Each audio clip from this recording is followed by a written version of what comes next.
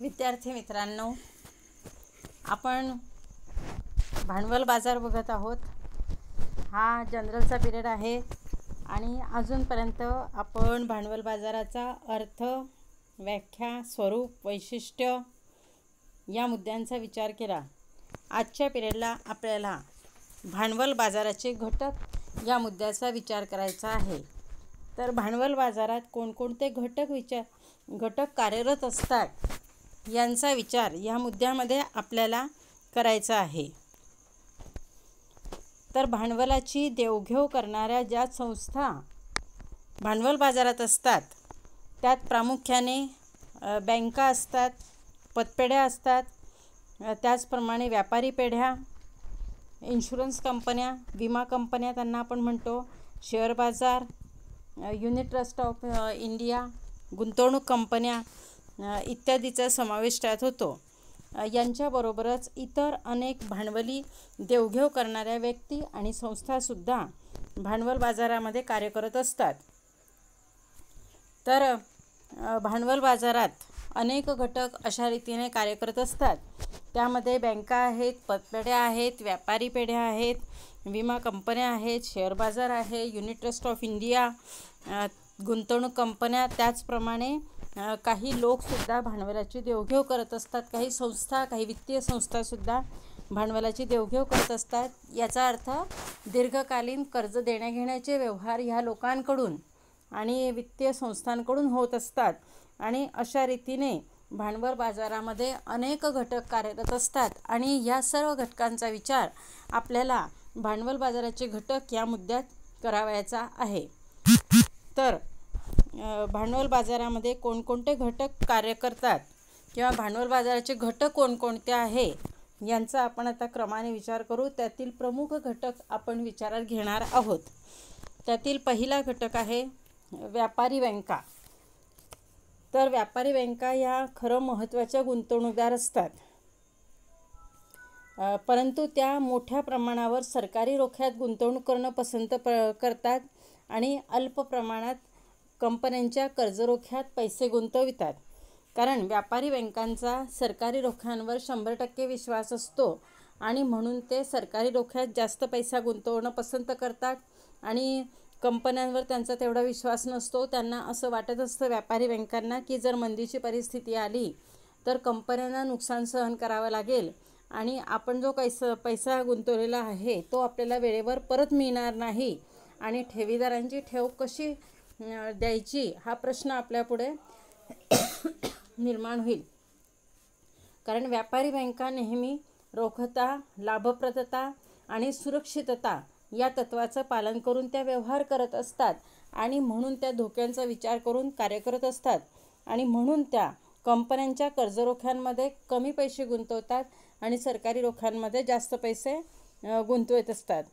तर अशा रीतीने व्यापारी बँका ह्या महत्त्वाच्या गुंतवणूकदार असल्या तरीसुद्धा त्या सरकारी रोख्यांमध्ये जास्त गुंतवणूक करतात आणि कंपन्यांच्या कर्जरोख्यांमध्ये कमी प्रमाणावर गुंतवणूक करीत असतात।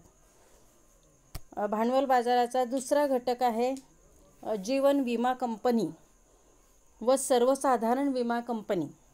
तर जीवन विमा कंपनी यालाच आपण इंग्लिशमध्ये LIC म्हणतो, लाईफ इन्शुरन्स कंपनी म्हणतो आणि सर्वसाधारण विमा कंपनीलाच आपण GIC असं म्हणतो, जनरल इन्शुरन्स कंपनी। तर जीवन विमा कंपनी आणि सर्वसाधारण विमा कंपनी यांचेसुद्धा दिवसेंदिवस महत्त्व वाढत आहे आणि भारतीय भांडवल बाजारातील त्यांचं कार्यसुद्धा विस्तारत आहे।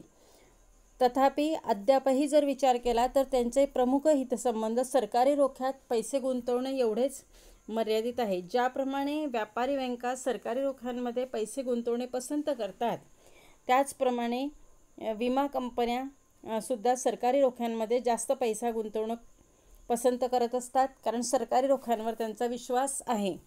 मात्र LIC आणि GIC यांचं महत्त्व दिवसेंदिवस वाढत आहे। लोक आपला पैसा विमा कंपन्यांमध्येही मोठ्या प्रमाणावर गुंतवित आहे। भविष्यकाळ सुरक्षित व्हावा म्हणून सुद्धा ते गुंतवणूक करत आहे आणि त्याचप्रमाणे विमा कंपन्यासुद्धा त्यांना अनेक सोयी सवलती ग्राहकांना पुरवित आहे आणि त्याचा फायदा घेण्यासाठी सुद्धा लोक विमा कंपन्यांमध्ये पैसे उतरवत आहे, विमा कंपन्यांमध्ये जास्तीत जास्त पैसा गुंतवित आहे. मात्र या कंपन्या सरकारी रोख्यात पैसे गुंतवणे जास्त पसंत करतात, मात्र कंपन्यांचे कर्जरोखे त्या कमी प्रमाणावर खरेदी करत असतात. तिसरा मुद्दा आहे भविष्य निर्वाह निधी. तर भविष्य निर्वाह निधी हे बचतीचे प्रमुख साधन आहे. तर लोक आपला भविष्यकाळ सुरक्षित राहावा म्हणून भविष्य निर्वाह निधी योजनेमध्ये गुंतवणूक करतात. तसेच शासनाकडूनही लोकांचा भविष्यकाळ सुरक्षित करण्यासाठी प्रयत्न केला जात असतो आणि त्यासाठी लोक भविष्य निर्वाह निधीमध्ये पैसा गुंतवित असतात. कारण शासकीय नियमानुसार जे सरकारी आणि निमसरकारी कर्मचारी आहेत त्या कर्मचाऱ्यांच्या वेतनातून त्यांच्या वेतनाप्रमाणे काही विशिष्ट टक्के रक्कम ही भविष्य निर्वाह निधीमध्ये दरमहा जमा करावी लागते. नियमानुसारच ती जमा केली जात असते. तसंच लोकसुद्धा भविष्य निर्वाह निधीच्या योजनांमध्ये पैसे गुंतवत असतात. त्यामध्ये लोक भविष्य निर्वाह निधीची योजना आहे. तर ही योजना पोस्टामार्फत तसंच बँकांमार्फत चालवली जात असते आणि लोक आपला पैसा त्यामध्ये गुंतवत असतात. आणि या भविष्य निर्वाह निधीमध्ये लोकांना व्याजदरही चांगला मिळत असतो. शिवाय त्यांचा भविष्यकाळ हा सुरक्षित राहत असतो आणि भविष्यकाळात येणाऱ्या जे आर्थिक अडीअडचणी असतात, प्रकृतीच्या तक्रारी असतात, वैद्यकीय सोयींवरचा खर्च असतो, हा करता यावा म्हणून सुद्धा लोक भविष्य निर्वाह निधीमध्ये पैसा गुंतवत असतात. कारण भविष्यकाळात येणाऱ्या आर्थिक अडीअडचणींची सोडवणूक त्या भविष्य निर्वाह निधीमध्ये जो पैसा जमा होतो त्याच्या सहाय्यानं करता येणं शक्य असतं आणि म्हणून लोक भविष्य निर्वाह निधीमध्ये पैसे गुंतवणे जास्त पसंत करतात. आणि म्हणून असं म्हटलं जातं की भविष्य निर्वाह निधी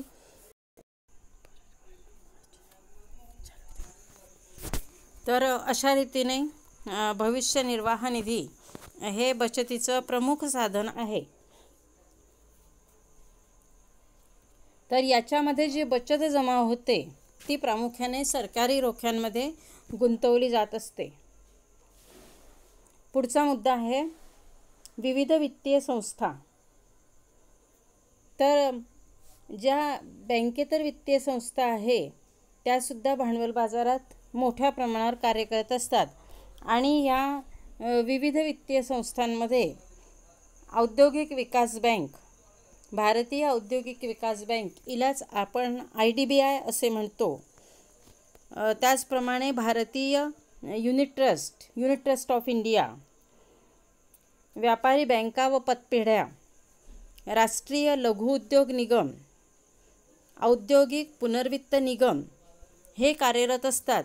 अशा रीतीने भांडवल बाजारामध्ये दीर्घकालीन कर्ज देण्याघेण्याचे व्यवहार विविध प्रकारच्या वित्तीय संस्थांकडून सुद्धा होत असतात आणि त्यामध्ये IDBI, unit trust of India, व्यापारी बँका आणि पतपेढ्या, राष्ट्रीय लघु उद्योग निगम, औद्योगिक पुनर्वित्त निगम यांचा समावेश हा केला जातो. भांडवल बाजाराचा पाचवा घटक आहे सरकारी रोखे बाजार. तर सरकारी रोखे बाजार हा एक उत्तम प्रकारचा बाजार मानला जातो कारण सरकारी रोख्यांवरती सर्वांचा 100% विश्वास हा असतो आणि विशेष म्हणजे रिझर्व्ह बँकेचा आधारसुद्धा ह्या रोख्यांना असतो आणि ह्या रोख्यांच्या व्यापाराने बाजारातील किमतीत स्थैर्यता निर्माण केली जात असते.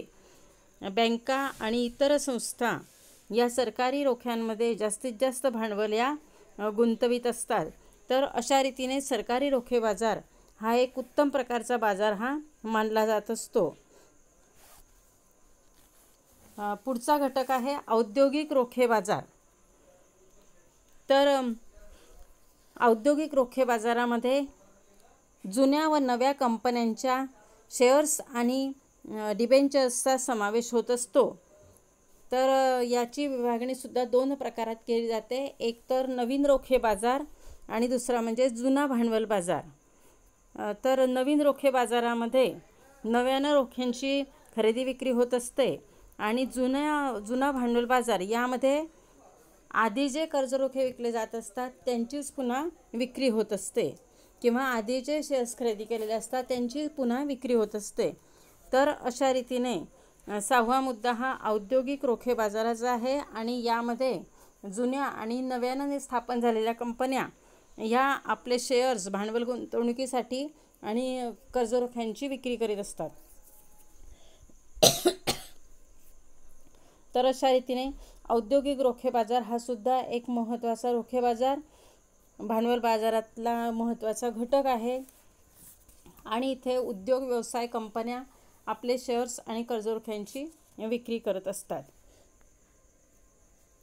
तर आता आपण हे भांडवल बाजारात कार्य करणारे प्रमुख घटक पाहिले. मग आता ह्या घटक जे कर्ज देण्याघेण्याचे व्यवहार करतात त्यासाठी काही साधनं वापरत असतात.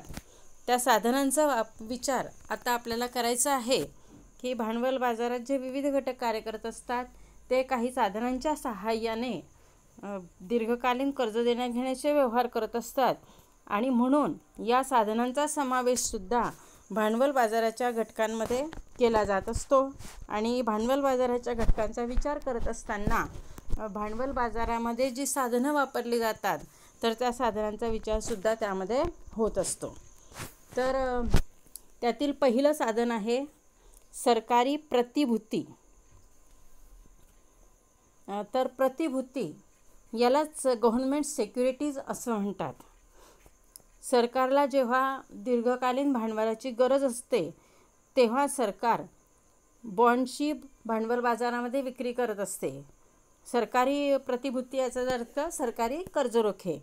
तर अशा रीतीने सरकारला जेव्हा दीर्घकालीन कर्ज हवं असतं, जास्त काळासाठीचं कर्ज हवं असतं, कारण सरकारच्या सुद्धा खूप मोठ्या दीर्घकालीन योजना असतात, 20 ते 25 वर्षांनी पूर्ण होणाऱ्या असतात आणि या योजना पूर्ण करण्यासाठी किंवा सरकारी प्रकल्प पूर्ण करण्यासाठी सरकारला जास्तीचं भांडवल लागत असतं आणि तेही दीर्घकाळासाठी लागत असतं.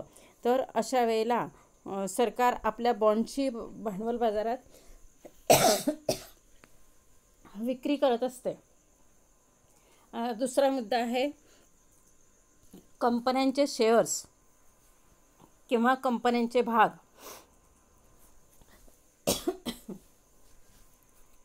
खाजगी कंपन्या त्याचप्रमाणे संयुक्त भांडवली कंपन्या भांडवल बाजारामध्ये आपल्या कंपनीच्या शेअर्सची विक्री करून भांडवल उभारत असतात. तर अशा रीतीनं एकतर नव्यानं स्थापन झालेल्या कंपन्या किंवा जुन्याच कंपन्यांना आपल्या कंपनीचं आपल्या उद्योग व्यवसायाचं आधुनिकीकरण करायचं असतं, विस्तारीकरण करायचं असतं आणि म्हणून त्यांना जास्तीचं भांडवल लागत असतं. तसंच नव्यानं ज्या कंपन्या स्थापन होतात तर त्यांनासुद्धा आपली कंपनी स्थापन करण्यासाठी भांडवलाची गरज असते आणि म्हणून ह्या अशा जुन्या आणि नव्या कंपन्या विविध कारणासाठी भांडवल उभारणी करायसाठी आपल्या शेअर्सची विक्री करत असतात. आणि हे शेअर्स 2 प्रकारचे असतात. एक तर त्याला इक्विटी शेअर्स म्हणतात आणि दुसरं प्रिफरन्स शेअर्स. तर अशा 2 प्रकारचे शेअर्स हे असतात. अशा रीतीने कंपन्या भांडवल उभारणीसाठी भांडवल बाजारामध्ये आपल्या शेअर्सची विक्री करून भांडवल उभारत असतात आणि शेअर्सची रक्कमसुद्धा सर्वसामान्य नागरिकांना परवडेल अशा प्रकारची असते आणि त्यामुळे सर्वसामान्य नागरिकसुद्धा कंपन्यांचे शेअर्स लगेच खरेदी करत असतात, कारण शेअर्सवर त्यांना डिव्हिडंड मिळणार असतो आणि शेअर्सवर डिव्हिडंड मिळावा आणि म्हणूनसुद्धा लोक कंपन्यांचे शेअर्स खरेदी करत असतात. त्याचप्रमाणे काही कंपन्या आपल्या शेअर्सधारकांना अनेक सोयीसुविधा पुरवित असतात. त्याचा लाभ घेण्यासाठी सुद्धा लोक शेअर्समध्ये पैसे गुंतवित असतात. तर अशा रीतीने कंपनी जुनी असो का नवी असो, जेव्हा तिला भांडवलाची गरज लागते त्यावेळेला भांडवल बाजारामध्ये ती आपल्या शेअर्सची विक्री करत असते. तिसरा मुद्दा आहे खाजगी कंपनीचे बॉन्ड्स किंवा त्यालाच आपण डिबेंचर्स असं म्हणतो बॉन्ड्सला. तर काही खाजगी कंपन्या भांडवल उभारण्यासाठी किंवा भांडवल जमवण्यासाठी मिळवण्यासाठी शेअर्सऐवजी डिबेंचर्सची विक्री करतात. आणि डिबेंचर्स म्हणजेच मराठीत त्याला कर्जरोखे असं म्हणतात. तर काही खाजगी कंपन्या शेअर्सची विक्री न करता डिबेंचर्सची विक्री करतात आणि ह्या डिबेंचर्सवर त्याची मॅच्युरिटी डेट असते, म्हणजे त्याची परिपक्व तारीख असते. त्याचप्रमाणे त्या डिबेंचर्सवर व्याजदर किती मिळेल त्याचा पण उल्लेख असतो. त्याचप्रमाणे तो कर्जरोखा किंवा तो डिबेंचर्स किती रकमेचा आहे याचाही उल्लेख त्याच्यावरती असतो. आणि मुदत संपल्यावरती व्याजासह त्या डिबेंचर्समध्ये जी रक्कम अडकवलेली आहे ती व्याजासह खरेदी करणाऱ्याला परत मिळत असते. तर अशा रीतीने डिबेंचर्स एक दीर्घकालीन ऋणपत्रच असतं. मात्र डिबेंचर्स शेअरप्रमाणे विक्रीयोग्य असतो. जो कर्जरोखा धारक असतो त्याला त्याची सहज विक्रीसुद्धा करता येते. म्हणजेच डिबेंचर्स अशा रीतीने कंपनी भांडवल उभारणीसाठी वापरत असते, डिबेंचर्सची विक्री करत असते आणि त्या डिबेंचर्सची रक्कम, त्याची परिपक्वता तारीख आणि देण्यात येणारा व्याजदर ह्यांचा उल्लेख असतो. एक प्रकारे हे दीर्घकालीन ऋणपत्रच असते. चौथा मुद्दा आहे विदेशी वित्तीय साधने. तर काही खाजगी कंपन्या आणि सरकारी कंपन्या या विदेशातूनही भांडवल उभारण्यासाठी प्रयत्न करत असतात आणि त्यासाठी त्या विदेशी भांडवल बाजारामध्ये आपले शेअर, डिबेंचर्स यांची विक्री करतात आणि त्यांचे मूल्य हे विदेशी चलनात व्यक्त केले जात असते. तर अशा रीतीने काही खाजगी कंपन्या आणि सरकारी कंपन्या ह्या विदेशातून भांडवल उभारण्याचाही प्रयत्न करत असतात आणि त्यासाठी त्या विदेशी भांडवल बाजारामध्ये शेअर्सची आणि डिबेंचर्सची विक्री करत असतात आणि भांडवल जमवत असतात. पाचवा आणि शेवटचा मुद्दा म्हणजे उपभोक्ता व व्यापारी कर्जे. तर वर्तमान काळाचा विचार केला तर जर जास्त रकमेचं काही खरेदी करावयाचं असेल, त्यात कार झालं, AC झालं, घर, फ्लॅट, तर शेत वगैरे, जर अशी जास्त किमतीची स्थावर मालमत्ता खरेदी करावयाची असेल तर बँकांकडून आणि वित्तीय संस्थांकडून मध्यम व दीर्घकालीन कर्ज हे पुरवलं जात असतं. लहान व्यापारी, लघुउद्योजक, बँका व वित्तीय संस्थांकडून दीर्घकालीन व मध्यमकालीन व्यापारी कर्ज घेत असतात आणि यासाठी मालमत्ता ही गहाण ठेवली जात असते. तर अशा रीतीने स्थावर मालमत्ता, स्थावर प्रॉपर्टी खरेदी करण्यासाठी सुद्धा बँका व वित्तीय संस्था ग्राहकांना दीर्घ मुदतीचं कर्ज ह्या देत असतात.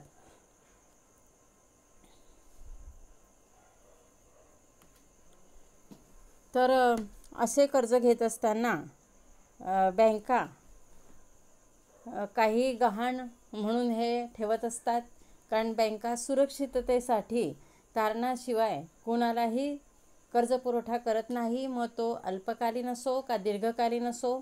आणि दीर्घकालीन कर्ज देण्यासाठी तर बँकांचे नियम, अटी या जास्तच मोठ्या असतात, कारण दीर्घकाळ हा 20 ते 25 वर्षाचाही असतो आणि त्यासाठी बँका जास्त अटी घालत असतात. ज्या मोठ्या कंपन्या असतात त्या आपल्या कंपन्यांचं आधुनिकीकरण, विस्तारीकरण करण्यासाठी सुद्धा अशा रीतीने हे दीर्घकालीन कर्ज घेत असतात. त्याचप्रमाणे उपभोक्ता वर्गसुद्धा दीर्घकालीन कर्ज घेत असतो. ओके.